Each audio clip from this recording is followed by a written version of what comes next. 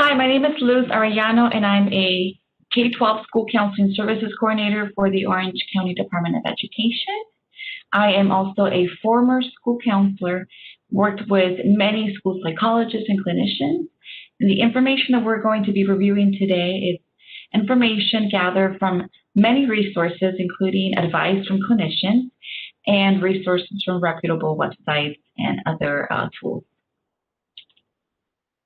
So we're going to begin by going over the learning objectives for this module. We're going to start by defining self-care and list the benefits of practicing positive self-care behaviors, identifying warning signs of burnout and compassion fatigue, and also explore strategies to engage in positive self-behaviors. We're actually going to be practicing some of these strategies as well. Finally, this presentation is meant to be a toolbox for you. Whenever you see that attachment icon, it means something is hyperlinked on that particular site. Please feel free to go to the resource page and download any resources that I'm attaching to the presentation today. So I'm going to invite you in this opening activity to help us ground ourselves and mentally be present. Please read these quotes to yourself and come back to the video. So go ahead and pause it and come back to the video when you're finished. This is a California MTSS framework composed of 5 domains. And as educators, we are using this framework not only to support our students' social-emotional development, but also to support ourselves, to help us be more effective and productive in our roles. And today we're going to be focusing on 2 of the domains, the social-emotional learning instruction and the strong and positive school culture, because we know that by working on our own social-emotional learning skills, we can directly impact and fostering a strong and positive school culture. This is CASEL's new core of competencies wheel. What you see in the middle are the 5 SDL core competencies and skills that we want to be able to learn as adults to promote and foster mental health. The overall idea is that by practicing these skills, we will be allowed to become more emotionally intelligent and therefore lessen the possibilities of developing any physical and mental health complications. And self-care is a necessity and a responsibility for educators. As caregivers, we play a critical role in helping our children cope with crises, and we often ignore our own needs in the process. However, caregivers must take good care of themselves so that we're able to support our students whom we are in charge of. So what is self-care? It's activities and practices that we can engage in a regular basis, and that is the key word, the regular basis, to help us reduce stress and maintain and enhance our short-term and long-term health and well-being. It is a survival skill, not a luxury. We need to engage in it. We need to be taking care of our wellness and taking that seriously, engaging in activities and behaviors that nourish us, like drinking water and eating healthy to nurture our bodies. And self-care is something that we can begin to be thinking about this from a personal and also professional lens. What isn't self-care? Well, self-care involves figuring out what aspects of our work and schedules we have control over, and then making choices about how to spend our available time and energy. So self-care is far from being self-indulgent, especially among those of us who are committed to supporting others and serving others. It isn't about being selfish or shrinking our responsibilities. It's about maintaining our sanity and energy. So my fellow educators, you have permission to take care of yourself right now. We need to. And the benefits of that would be that we would have more energy, have job satisfaction, life satisfaction, be able to prioritize our lives, be able to model our self-care behaviors for our students or others, be able to increase our happiness, and importantly, be able to support our mental and physical health. Being able to handle stress is going to be an important skill set so that we can enjoy also our healthy relationships and, again, an ethical practice. So what are the consequences of not taking care of ourselves? Well, yes, we're going to see sick days. We're going to be calling in sick, be less productive, not enjoy our job, And that leads to career burnout and compassion fatigue. As a matter of fact, burnout is one of the elements of compassion fatigue. And unfortunately, mental health professionals, school counselors, school psychologists, clinicians, we are the most vulnerable to these consequences. And why do we get caught in this? Because we take on the burden of others. Oftentimes, we're so consumed by taking care of others that we forget about our own emotions. We engage in this superhero mentality that it's more important to take care of others and I'll be okay. I should be able to cope. We're often overworked, or we say yes, even though we are fully booked, and I am guilty of that one. But in the long run, we create excessive stress that later may lead to serious physical and health consequences. So let's go over the definition of compassion fatigue and burnout. It's associated with feelings of hopelessness and difficulties in dealing with work and doing our job effectively. And these negative feelings usually aggravate over time. So there's some warning signs, physical reactions, emotional symptoms, and social and interpersonal signs. And some can be chronic fatigue, trouble focusing or sleeping, headaches, muscle tension, excessive worries, disconnecting our emotions, demoralization and resignation, that negative self-talk, difficulty getting along with our partners or relationships at home and in work, irritability, angry all the time, withdrawing, isolating ourselves. And all that leads, again, to absenteeism at work, not being able to relate to others, having more arguments with our coworkers, and sadly, our students not start to notice because then we become less patient with them. So self-care is not simply about limiting or addressing our professional stressors, but it's also about enhancing our overall well-being. And there are some common aims to almost all self-care efforts, and each of us will differ in the domains that we may want to emphasize or focus on and balance our time. We may be thinking about specific needs and unique demands.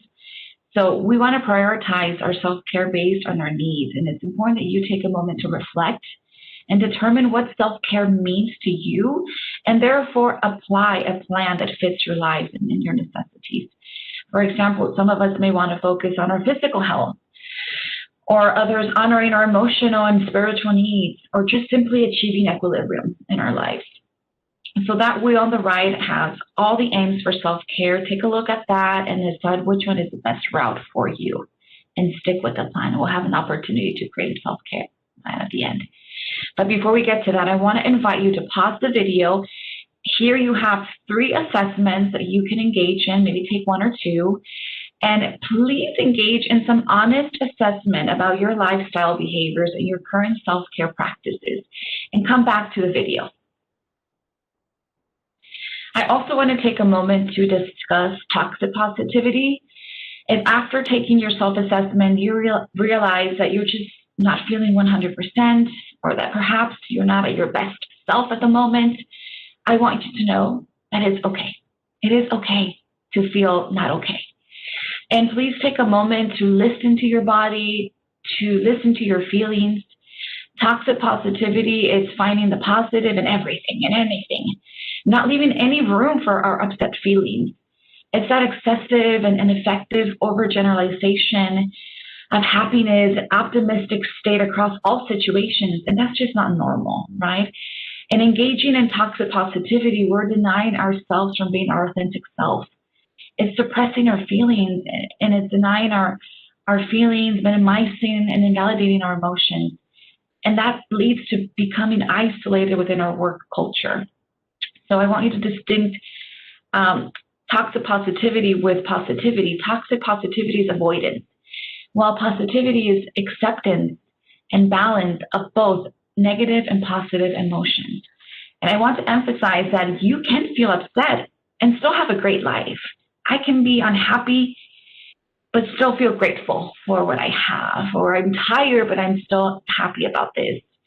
So you can still feel that gratitude, not because you're not 100% there, means that there's something wrong with you. That's a myth. Okay, we're not always at 100%. So I want you to be thoughtful about that. And as you're talking to other people, you hear other people express themselves, think about how we can switch that mentality of toxic positivity to a more effective approach. And you have some examples on the left. Here are some research-based and evidence-based resources for you that can help us become more emotionally intelligent. And I invite you to explore both resources. The ruler is a tool that comes from Yale Center of Emotional Intelligence for developing our emotion skills. And each letter represents 5 steps that we could engage in to become not only more aware of our emotions and learn why we feel the way that we feel, but also help us manage our emotions more effectively.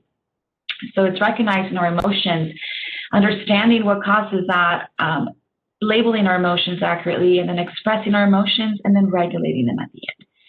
So we're going to have an example in just a minute. On the right, we also have a resource with some practical strategies to help you relieve some stress. And in fact, we're going to be practicing some of these skills listed on the recommendations guide on the right.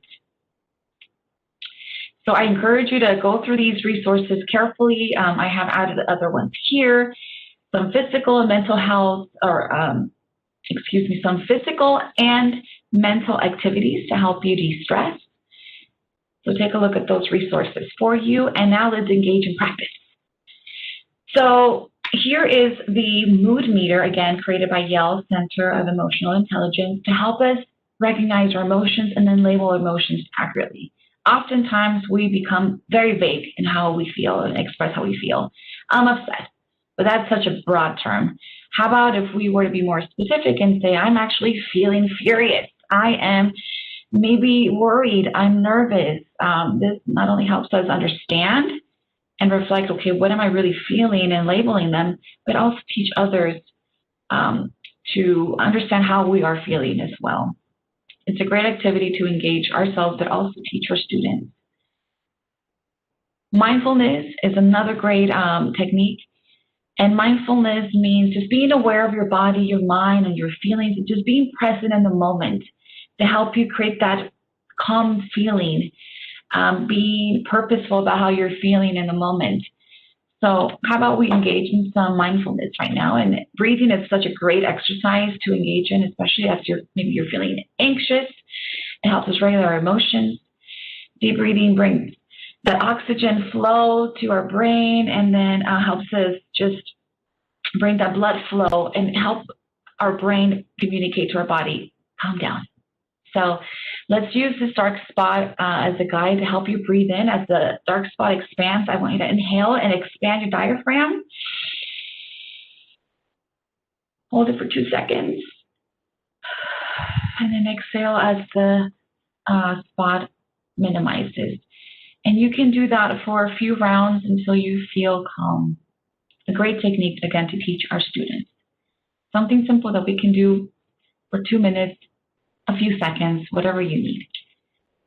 Mindful movement has also proven to have some great benefits to help us feel better mentally, but also positive impacts in our affect, our mood, and help reduce our stress levels.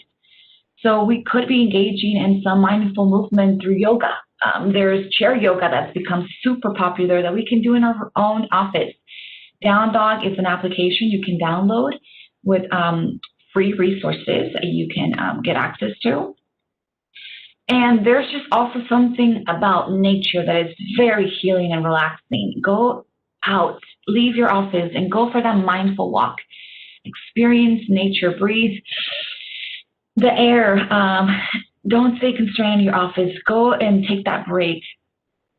Along with that is visual imagery, which is a technique that involves visualizing mental pictures of relaxing scenes. You can have a virtual background, perhaps in your computer desktop or your phone, and this technique allows you to just mentally travel to that one place that relaxes you and calms you down. For me, it's the beach. So having that tranquil image to take you to that serenity. Another fun one is a password as a mantra, as a tool to focus you and relax you, to remind you to take care of yourself and remove all those distracting thoughts. For example, you can type in your phone or your computer, breathe loose, or be mindful, be present, things like that to help you remind yourself of what you want to feel. And some final acronyms here to help you communicate effectively and think of your mental health as a physical necessity and illness. You would probably be treating a flu like a physical illness. If you're taking medicine, resting, the same thing should be happening with your mental health. If you're feeling some of those warning signs that we discussed earlier, please take a moment to pause and create that plan for you. Avoid any altering substances such as caffeine or alcohol. Try to sleep and exercise. Review these at your time. Try to focus on one letter at a time, whatever seems that it's the most important and most approachable for you. And if you don't remember anything, then at least remember this one, smile.